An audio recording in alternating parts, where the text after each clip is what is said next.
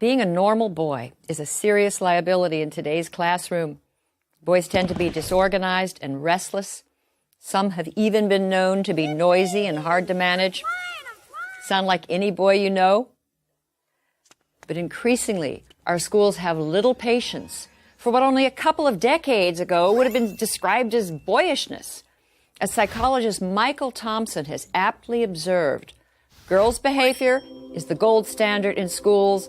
Boys are treated like defective girls.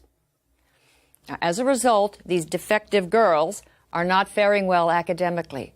Compared with girls, boys earn lower grades, they win fewer honors, they're far less likely to go to college. Boys are languishing academically while girls are prospering.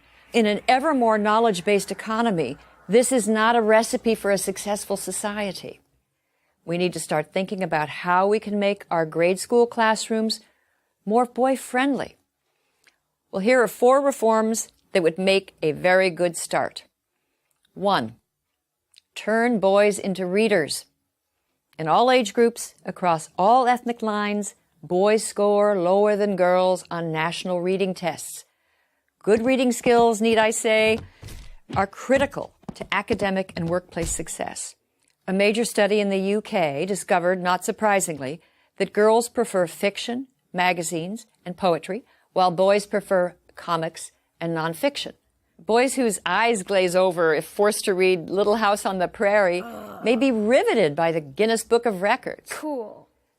Boys will read if given materials that interest them. If you're looking for suggestions for books that have proved irresistible to boys, go to guysread.com. 2. Inspire the male imagination. Celebrated writing instructor Ralph Fletcher contends that too many teachers take what is called the confessional poet as the classroom ideal. Personal narratives full of emotions and self-disclosure. These are stories girls commonly write, and these are prized, whereas action stories describing, say, a skateboard competition or a monster devouring a city, these are not. I recently read about a 3rd grader in Southern California named Justin who loved science fiction, pirates, and battles. Well, an alarmed teacher summoned his parents to school to discuss the picture the 8-year-old had drawn of a sword fight, which included several decapitated heads. The teacher expressed grave concern about Justin's values. The boy's father was astonished, not by his son's drawing, which to him was typical boy stuff, but by the teacher's overwrought and female-centered reaction.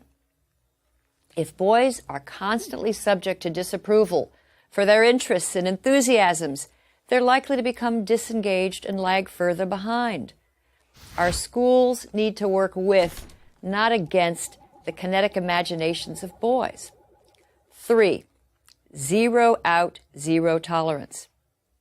Boys are nearly 5 times as likely to be expelled from preschool as girls. And in grades K through 12, boys account for nearly 70% of suspensions. Now, this is often for minor acts of insubordination and sometimes for entirely innocent behavior. Hardly a week goes by without a news story about a young boy running afoul of the school's zero-tolerance policy. Josh Welsh, age 7, was recently sent home from his Maryland school for nibbling off the corners of a strawberry Pop-Tart into the shape of a gun. Josh, like many other boys punished for violating zero-tolerance policies, was guilty of nothing more than being a typical 7-year-old boy. 4. Bring back recess. Believe it or not, recess may soon be a thing of the past. According to research summarized by the Science Daily, since the 1970s, school children have lost close to 50% of their unstructured outdoor playtime.